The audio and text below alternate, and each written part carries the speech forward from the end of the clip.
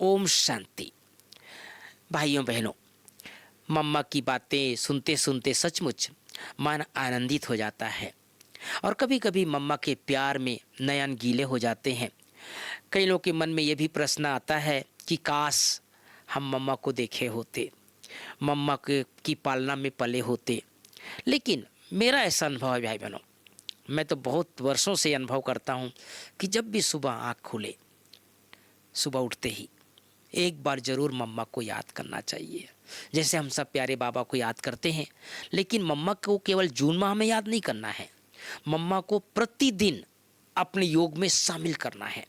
क्योंकि मम्मा जहाँ भी है हम सबकी पालनहार है, वो शक्ति की देवी है, वो ज्ञान की देवी है, वो माँ दुर्गा है, वो माँ जगदम्बा है, वो माँ लक्ष्मी है।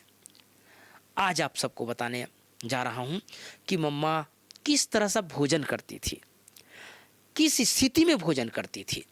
तो दादी जी ने सुनाया था एक बार, दादी प्रकाश मणि जी ने, कि दादी के साथ हम सब बहुत पालना में पले हैं, दादी के प्यार में हम बहुत अनुभव किए हैं।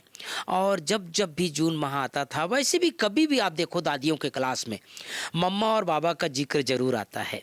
किसी भी दादी क्लास सुन लो और कभी भी क्लास सुन लो, जब साकार में, अभी तो दादियाँ यज्ञ में सब अव्यक्त हो गई है, लेकिन ज़्यादातर जितनी भी दादियों को हम क्लास सुनते थे, चाहे सन्मुख चाहे कहीं भी क्लास कराती थी, तो उस हर क्लास में बाबा और मम्मा का जिक्र ना हो ऐसा संभव ही नहीं है। आज आप सबको बताने जा रहा हूँ कि मम्मा भोजन कैसे करती थी। तो दादी जी ने सुनाया था भाई बहनों, जब भी मम्मा भोजन करने बैठती थी तो मम्मा बहुत एकाग्रचित होकर, शांतचित होकर बाबा की याद में भोजन स्वीकार करती थी। मम्मा कभी भी आगे पीछे नहीं देखती थी। ज़्यादातर हम लोग क्या करते हैं, हमारे आगे पीछे कौन बैठा है, उनके थाली में क्या है, मेरे थाली में कोई चीज़ कम कम तो नहीं है, ज़्यादातर ध्यान जाता है। लेकिन दादी जी ने सुनाया था मम्मा कभी भी किसी की थाली को नहीं देखती थी। जो मिला, जो भगवान के यज्ञ मिला, उस भगवान के यज्ञ के भोजन को हमेशा मम्मा प्रसाद समझ करके खाती थी। यज्ञ प्रसाद है ये ब्रह्मा भोजन है। और दादी जी ने एक बार और ये सुनाया था कि मान लो देखो भैया, इतना बड़ा परिवार है भाई बहनों, कभी नमक कम होता है, हो जाता है, कभी ज़्यादा हो जाता है, घरों में भी कई बार कम ज़्यादा हो जाता है, यज्ञ में भी कई बार कम ज़्यादा हो जाता है।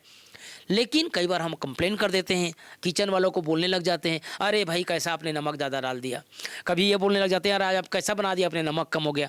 लेकिन मम्मा की विशेषता थी भाई बहनों, कभी भी भोजन बनाने वाले को कंप्लेन नहीं करती थी।